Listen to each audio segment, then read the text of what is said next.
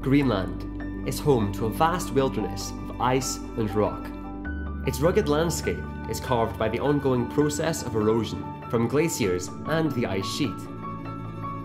Due to the warming global climate, Greenland's 1.7 million square kilometers of ice is rapidly melting. Once gentle streams have become ferocious meltwater rivers, and glaciers that once stood tall along the coastline have retreated far inland.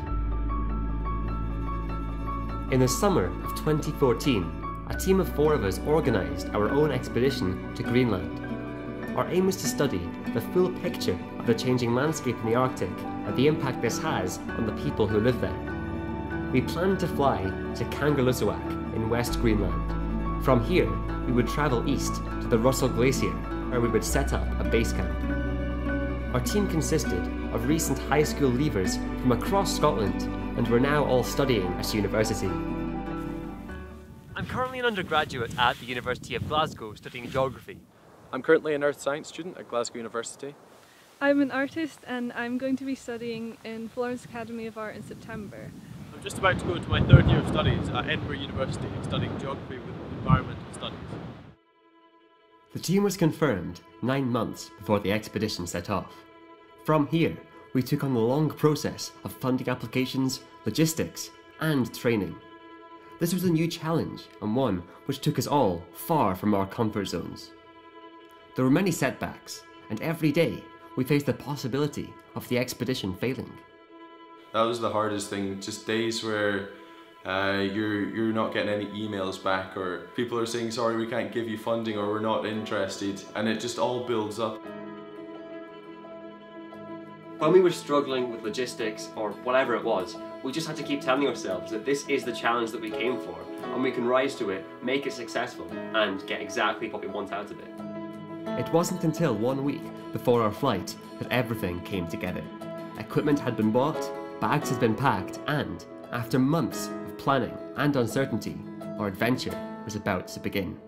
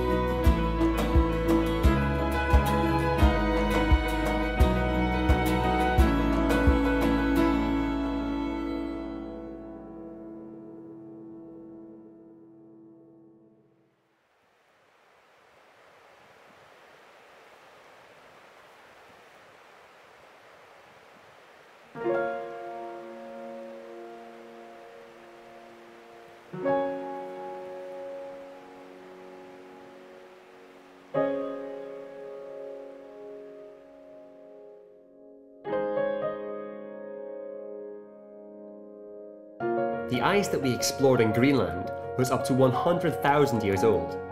It originally formed as fallen snow was compacted and turned into ice. This ice evolved into glaciers, which flowed across Greenland, creating the landscape that we saw this summer. The air temperature will dictate how much snow can fall in winter and how much melt will occur in the summer. If the snowfall is greater than the melt, the glacier will move forwards. However, if the winter snowfall is less than the summer melt, the glacier will thin and retreat. In 2014, there was extensive summer melting, and we could see that the glaciers were gradually retreating.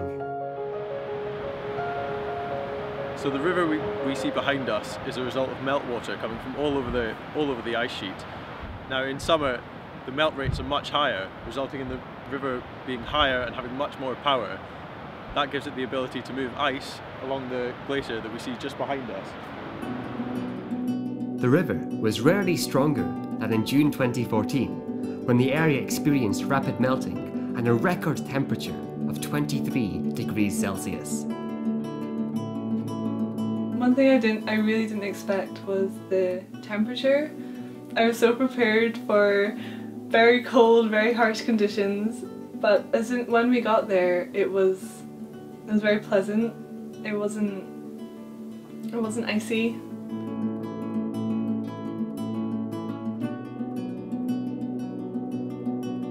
So the ice you can see here is at the end of this very, very long journey from water falling onto the ice cap, turning into ice, and is now about to calve, which is when the ice breaks off and falls into the water to flow out to sea.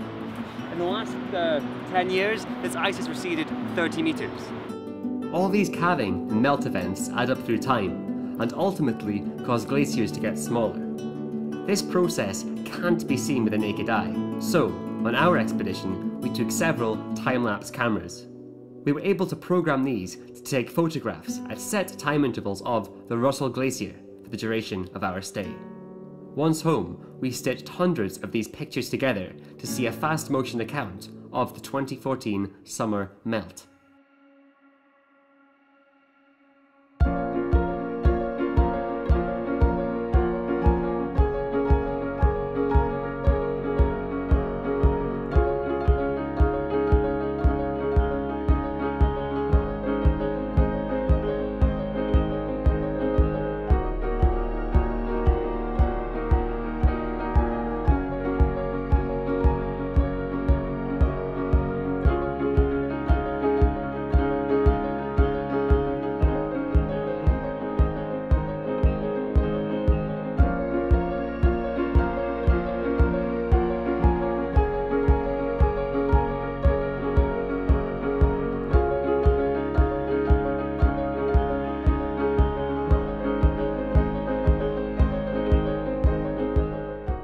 We were here about 5 days ago and the landscape could not be more different now. It's clear that several calvings have taken place from the glacier, and the result is that this bay is now filled with ice broken off from the main ice body. So this is just clear that global warming is happening at a very fast rate, and this kind of change can happen within just a few days.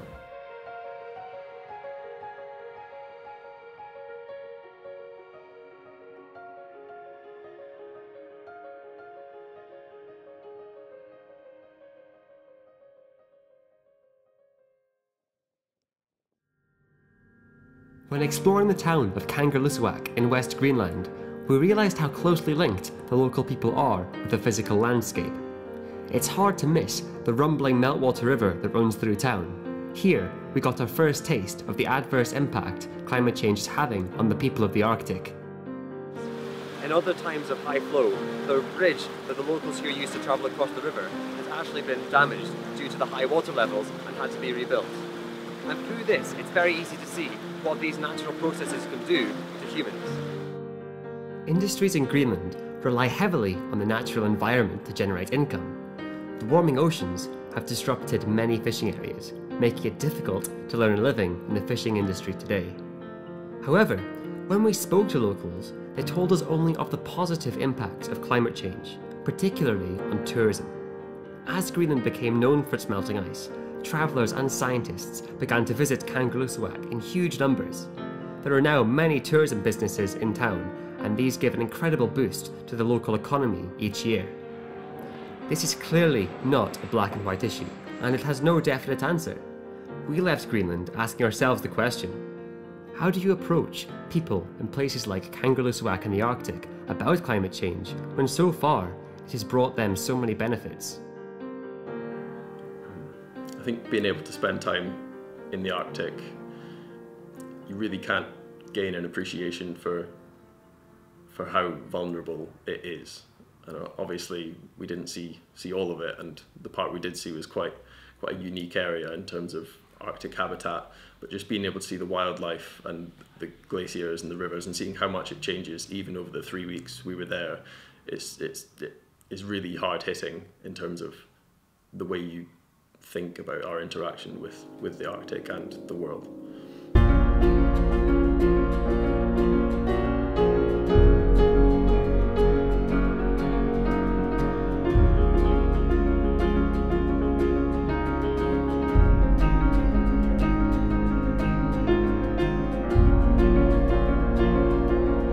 One of my favourite memories was actually seeing the ice for the first time. I wasn't prepared for how huge and beautiful it was. Like when we first went down to the cabin bay and we were so close, it was kind of breathtaking.